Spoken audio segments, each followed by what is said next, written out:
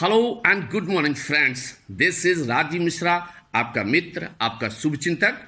मित्रों, जैसा कि हम लगातार बात करते रहे हैं अपने टारगेट के बारे में, अपने लक्ष्य के बारे में, तो आज हम फिर बात करेंगे कि हमारे लक्ष्य की प्राप्ति में कौन कौन से अवरोध हैं और इन्हें हम कैसे दूर कर सकते हैं। हाँ मित्रों, आज हम जिस अवरोध की बात कर रहे हैं वो है ईमानदारी।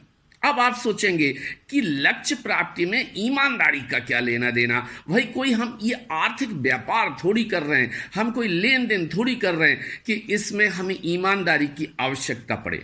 मित्रों, मैं आपको ये बताना चाहता हूं कि मैं जिस ईमानदारी की बात कर रहा हूं उस ईमानदारी से सीधा सीधा आशय है किसी और के प्रति ईमानदारी नहीं, बल्कि अपने खुद के प्रति ईमानदारी। जी हां, मैं किसी भी व्यक्ति को जो किसी टारगेट के पीछे भाग रहा है, किसी टारगेट को प्राप्त करने के लिए कोशिश कर रहा है, प्रयास कर रहा है, उससे ये सबसे पहली अपेक्षा की जानी चाहिए कि वह अपने प्रति पूरी तरह से ईमानदार हो। अगर आप अपने प्रति पूरी तरह से ईमानदार नहीं हैं तो इसमें संशय बना रहेगा कि आप अपने लक्ष्य को प्राप्त कर पा रहे हैं या नहीं कर पा रहे हैं। लेकिन अगर आप अपने प्रति पूरी तरह से ईमानदार हैं तो आपको अपने लक्ष्य तक पहुंचने से कोई नहीं रोक सकता। मित्रों, मैं आपको कुछ उदाहरण बताना चाहता हूं। आप अपने आसपास देखते होंगे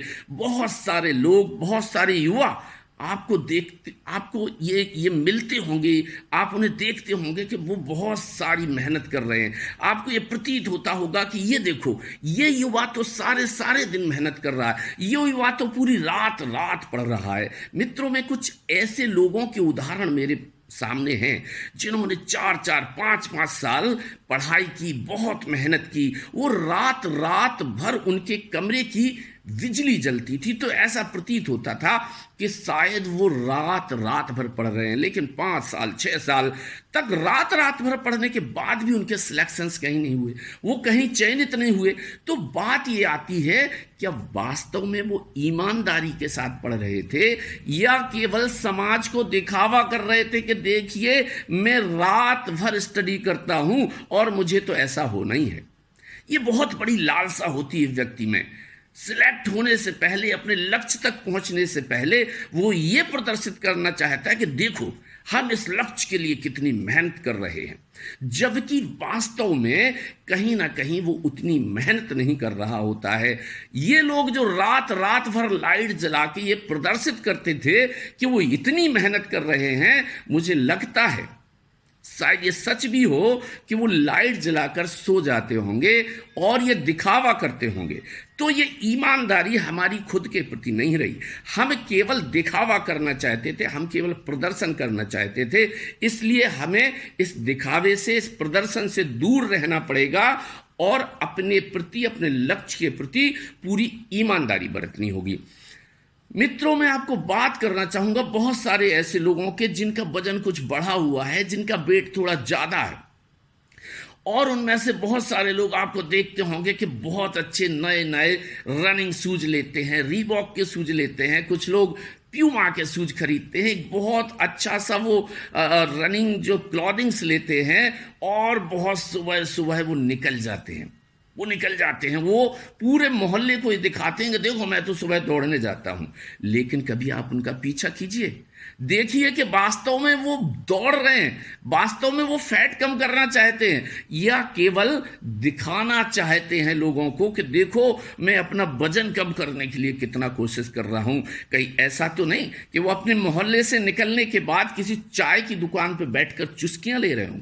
अगर वो चुस्कियां ले रहे हैं तो वो अपने लक्ष्य के प्रति ईमानदार नहीं है, वो केवल दिखावा करना चाहते हैं। तो मित्रों, मैं तो ये कहूंगा कि दिखावा भले ही कम हो, लेकिन लक्ष्य के प्रति ईमानदारी ये है कि आप जो करें वो पूरे मन से, पूरी तन्मयता से करें, पूरी मेहनत से करें। किसी दिखावे की आवश्यकता नहीं है। क्योंकि आप 5-7 साल मेहनत करने के बाद, अपने लक्ष्य के लिए लगातार मेहनत के बाद जब आप अपने लक्ष्य को प्राप्त नहीं कर पाएंगे तो आपकी पोल खुलनी ही खुलनी है। इसलिए मित्रों, मैं आपको फिर से समझा देना चाहता हूं कि आप अपने प्रति और अपने लक्ष्य के प्रति पूरी तरह से ईमानदार रहें तो आपको लक्ष्य की प्राप्ति जरूर होगी। क्योंकि किसी कवि ने कहा भी है कि नर हो न निराश करो मन को, कुछ काम करो, कुछ काम करो, जग में रहकर कुछ नाम करो, ये जीवन है किस अर्थ अहो, समझो इससे यह व्यर्थ न हो। ये कविता, ये कुछ लाइनें हमें ये बताती हैं कि हम अपने टारगेट को अगर प्राप्त करना चाहते हैं तो हमें अपने टारगेट तक पहुंचने से कोई नहीं रोक सकता। तो मित्रों, आपको अपने लक्ष्य प्राप्त करने के लिए मेरी बहुत बहुत शुभकामनाएं। गो और आप अपने लक्ष्य को प्राप्त करें। Thank you.